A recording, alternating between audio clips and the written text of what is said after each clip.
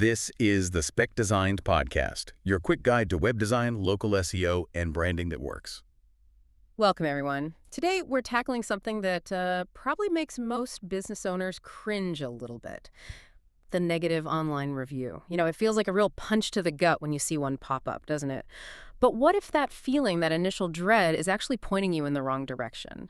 We've been looking at, recent reports, studies on customer psychology, and your notes, and it seems these moments aren't just hurdles, they're actually huge opportunities. We're going to explore how you can turn those, frankly, frustrating reviews into real tools for building your reputation and growing your business. Exactly. It's one of those things that feels backwards at first, but when you handle them right, with a good strategy and, genuine care, negative reviews don't just sort of disappear as problems. They can actually boost how trustworthy your brand seems, and maybe surprisingly, they can even turn people who complained into really loyal customers. It really isn't if you get a bad review, it's all about how you react to it. Okay, let's unpack this a bit. That first instinct, right? You see that awful comment, Okay. and you just want it gone. Like, hit delete, hide it, make it vanish. But you're saying that's maybe the worst thing you could do. It's definitely a tempting thought. A lot of businesses do it or want to, but resisting that urge is so important. Deleting or trying to hide negative feedback, it just sends a really bad signal. It makes you look, well, dishonest, like you have something to hide. And here's something interesting we found in the data. Most consumers, especially the savvy ones, are actually a bit suspicious of businesses that only have perfect 5-star reviews. Really? So having only glowing reviews can backfire. Yeah, it seems unrealistic. Too perfect. That feels really counterintuitive. Why does a perfect score make people suspicious? Well, psychologically, a perfect 5.0 can just feel off. People start wondering, are these reviews real? Are they filtering out the bad ones? But some studies actually show that ratings somewhere in the, say, 4.2 to 4.5 star range often convert better than a perfect 5.0. That little bit of imperfection, it signals authenticity, trustworthiness. It shows you're a real business operating in the real world, not some, polished fantasy. So yeah, a mix of reviews, including some less than stellar ones, actually makes your online presence feel more genuine. Customers appreciate that transparency. That actually makes a lot of sense when you put it that way. So if deleting isn't the answer, what's the very first thing you should do? Like the immediate reaction? The absolute first step is simple, but easy to forget when you're feeling defensive. Just acknowledge it and thank the reviewer. Even if the feedback is harsh or feels unfair, that first move shows you value their input, you're listening, and you're not, running scared from criticism. Right. So instead of immediately jumping to defend yourself, start with something simple like, thanks for sharing your experience, or maybe, we appreciate you bringing this to our attention. Precisely. That initial acknowledgement does two key things. First, it can kind of disarm the reviewer a bit, showing respect. And maybe even more importantly, it sends a public message to everyone else, looking potential customers that you're engaged, they're responsive, and you're professional. It's a public demonstration of good customer service, even under fire. Okay, acknowledging is step one. But you mentioned reacting. How fast do you need to be? Does speed matter here? Oh, absolutely. Time is definitely critical. We generally recommend aiming to respond within, say, 24 to 48 hours. A quick response shows you're paying attention and you take their concern seriously. If you wait too long, it can look like you don't care, or maybe that you're just swamped. Neither is a good look. Right. Plus, a swift reply lets you address the problem before it potentially escalates or gets seen by too many other people. You contain it faster. Makes sense. Speed is key. But then there's the content of the response. I see so many generic, like, we apologize for any inconvenience messages. Does that actually work, or does it just sound robotic? That's a huge missed opportunity.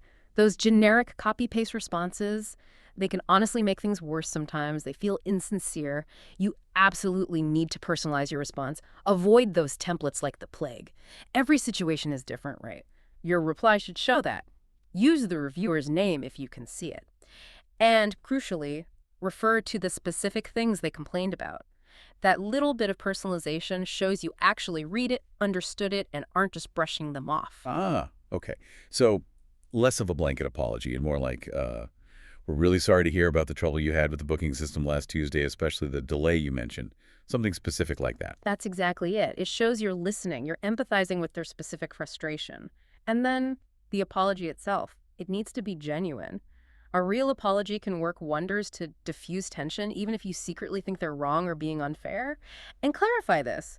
You're apologizing for their bad experience, not necessarily saying, we messed up entirely. Okay, that's a key distinction. Yeah, using phrases like, we sincerely apologize that your experience didn't meet your expectations, shows empathy. It validates their feelings without necessarily admitting fault if it wasn't yours.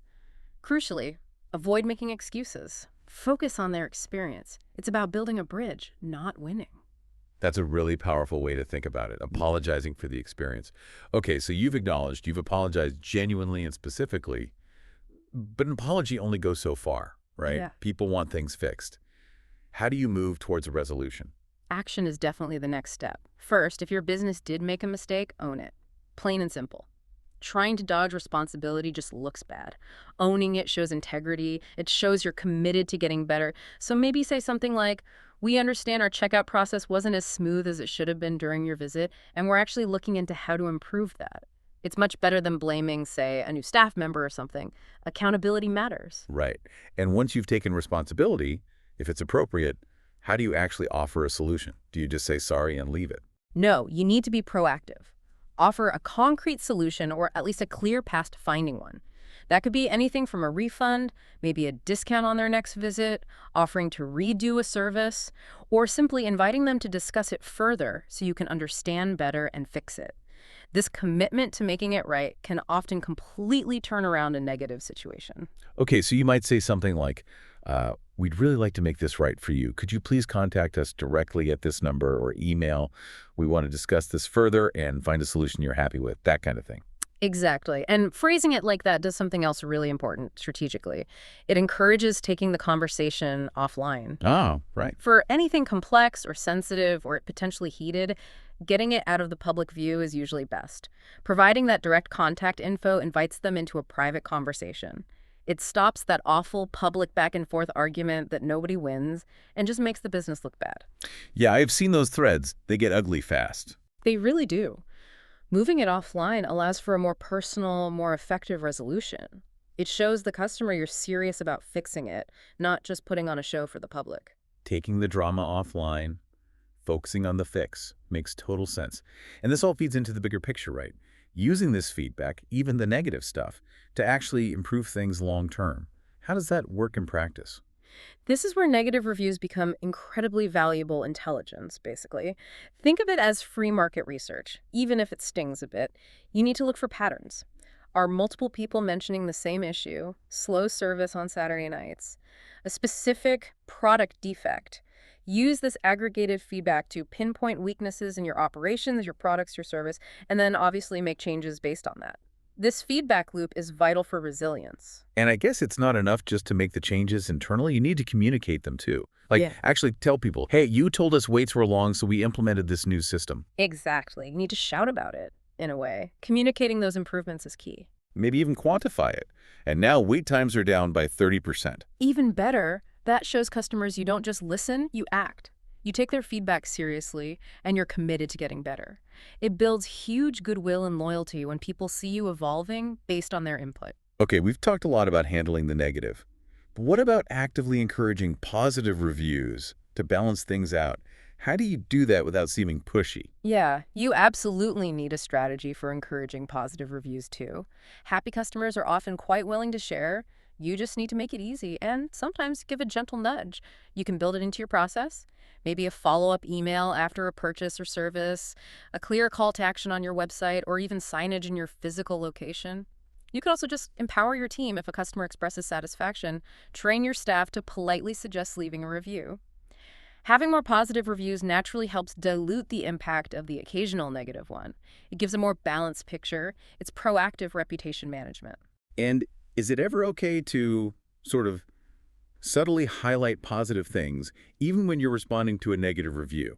Like, if someone complains about one specific dish, could you respond saying something like, we're sorry that particular dish wasn't to your liking this time. We really pride ourselves on using fresh, local ingredients across the menu, and we'd love the chance for you to try something else. Does that work?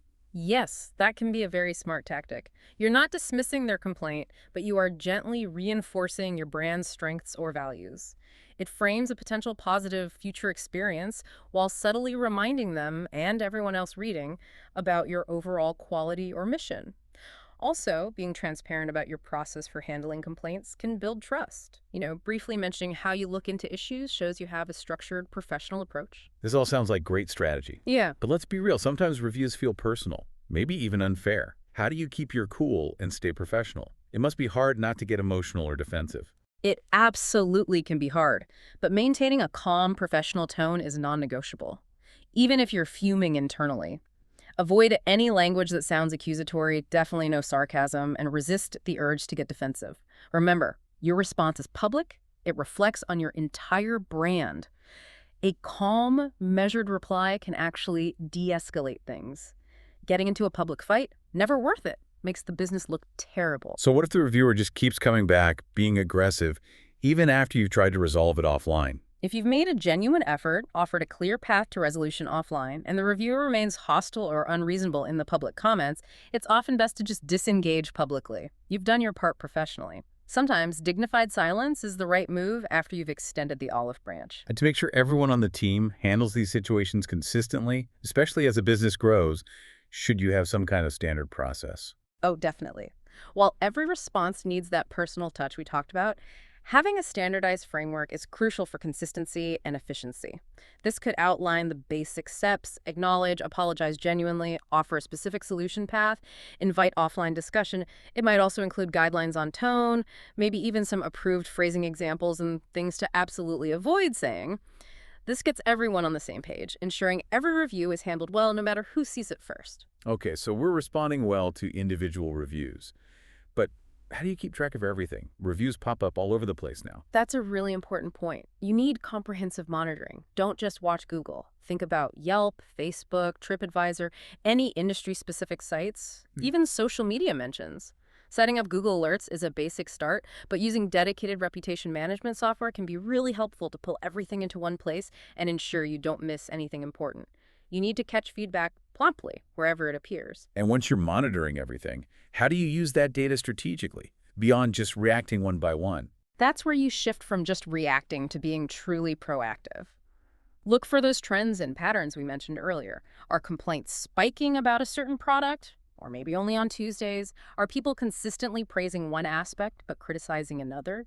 Analyzing these broader trends gives you much deeper insights into your operations. You can spot systemic issues and fix them before they generate dozens more negative reviews. And always, always try to step back and understand the reviewer's perspective, even if you think they're wrong. What were they expecting? Why did they feel let down? Trying to see it from their side helps you write a much more empathetic and ultimately effective response. It really does sound like the whole game is about shifting your mindset. Stop seeing negative reviews purely as threats and start seeing them as these, well, potentially valuable opportunities for real growth. Precisely. If you consistently apply these strategies, embracing the feedback, responding well, resolving issues, learning from it, improving your operations, you're doing so much more than just damage control. You're actually transforming criticism into a powerful engine for strengthening your reputation, building incredible customer loyalty, and making your business more robust. It's really about strategic growth. So, maybe the final thought for everyone listening is, what piece of negative feedback are you maybe ignoring right now that could actually hold the key to your next big improvement or a stronger customer connection? Powerful stuff indeed. And hey, for listeners who are interested in boosting those positive reviews and maybe implementing some of these ideas, you can learn more about how to get a free Google review system, or you can watch our video to learn about the SD Google review system. Just check out the link in the show notes for all the details on that. Thank you so much for tuning in to the Spec Designs podcast. We hope you'll continue exploring ways to really enhance your web design, your local SEO, and build branding that truly works.